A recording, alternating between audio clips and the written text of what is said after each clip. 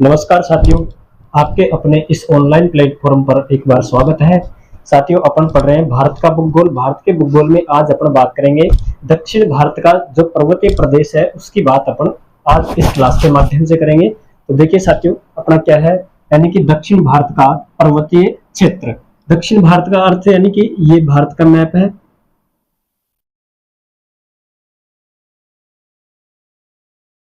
इस भारत के अंतर्गत इधर तो क्या है, उत्तर का प्रायद्वीपीय पठार, यहाँ पर मध्य का विशाल मैदान, इधर है प्रायद्वीपीय पठार।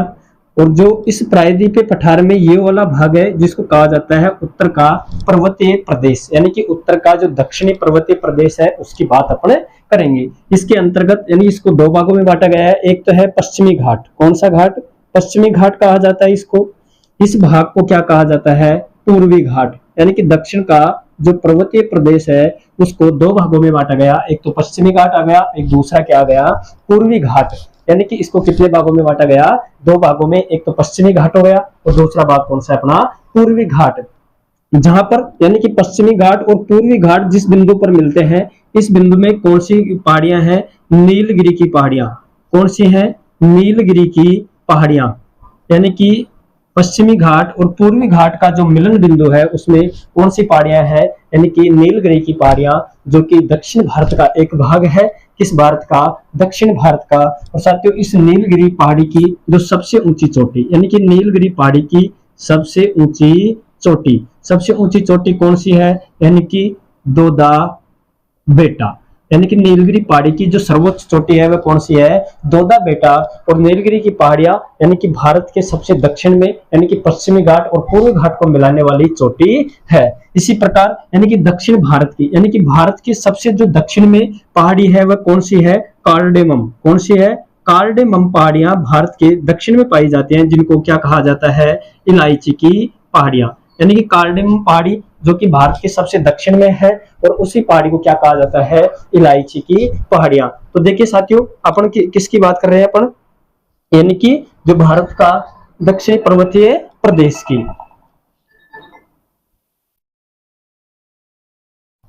देखते हैं आगे, यानी कि यह है दक्षिणी दक्षिणी घाट। यानी कि एक तो पश्चिमी घाट,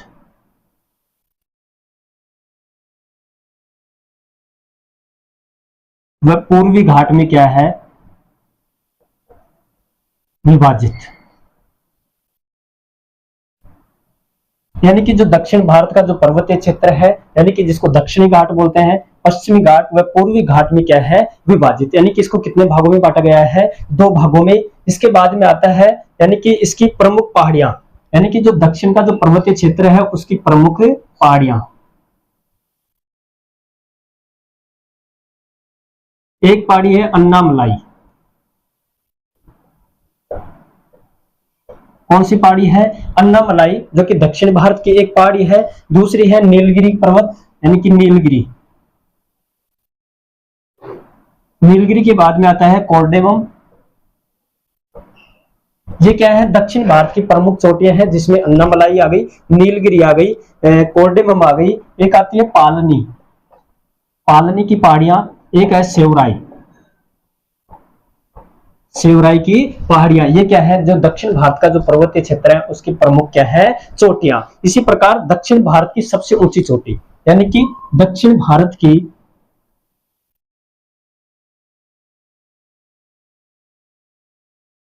दक्षिण भारत की सबसे ऊंची चोटी।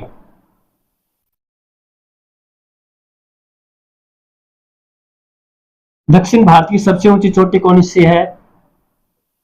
अन्नाई मुंडी। ये अन्नाई मुंडी जो कि दक्षिण भारत की सबसे ऊंची चोटी है, इसकी ऊंचाई कितनी है? 2695 मीटर।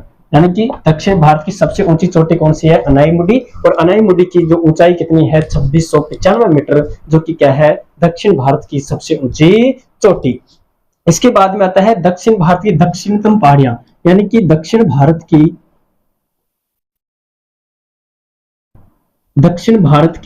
दक्षिणतम पहाड़ी।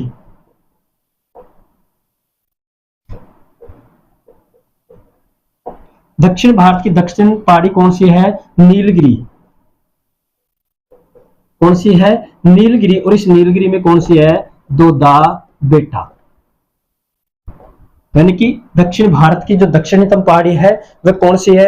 यानी कि इसे, यानी कि नीलगिरी नहीं साथियों, कॉर्डेमम पहाड़ी कौन सी है? कॉर्डेमम। इस कॉर्डेमम को क्या कहा जाता है? इलायची की पहाड़ियां। किसकी पहाड़ियां?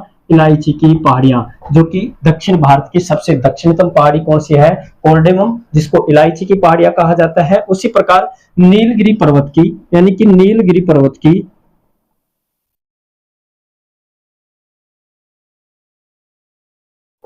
सर्वोच्च चोटी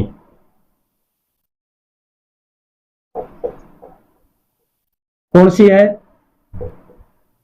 दोदा बेटा, जो कि कितनी है? 2637 मीटर।